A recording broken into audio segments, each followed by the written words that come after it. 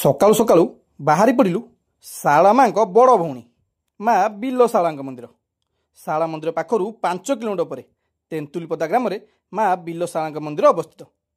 ମାଙ୍କ ଇତିହାସ କହେ ଶାରଳା ଦାସଙ୍କୁ ଶାଳା ଠାକୁରାଣୀଙ୍କ ମନ୍ଦିରରେ ମହାଭାରତ ରଚନା ନ କରିଦେବାରୁ ମା କବିଙ୍କୁ ଆଦେଶ ଦେଲେ, ତୁ ଆଗରେ ଯା, ମୁଁ ତ ପଛରେ ଯାଉଛି। ଯେଉଁଠି ଦେଖିବୁ ବଗ ଛଞ୍ଚାଣ ଲଢ଼େଇ କରୁଥିବେ ସେଇଠି ଆଶ୍ରମ ତିଆରି କରି ଓଡ଼ିଆ ମହାଭାରତ ରଚନା କରିବୁ। ବଗ ଛଞ୍ଚାଣ ଯେଉଁଠି ଲଢ଼େଇ କରୁଥିଲେ ସେଠାରେ କବି ପଛକୁ ଚାହିଁଲା ବେଳକୁ ମା ପଶ୍ଚିମ ମୁଖା ପାଷାଣ ମୂର୍ତ୍ତି ହୋଇଗଲେ।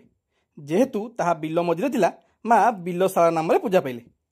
ଆହୁରି ମଧ୍ୟ ଅନେକ ତଥ୍ୟ ମାଙ୍କ ମନ୍ଦିର ବିଷୟରେ ଅଛି। କୁହାଯାଏ ଔରଙ୍ଗଜେବର ସୁବେଦାର 1686 ମସିହାରେ ଶାଳା ମନ୍ଦିର ଆକ୍ରମଣ କରିଥିଲେ। ସେବକମାନେ ମାଙ୍କ ମୂଳ ମୂର୍ତ୍ତିକୁ ବିଶ୍ୱମ୍ବର ଗଣ୍ଡରେ ଲୁଚେଇ ରଖିଥିଲେ।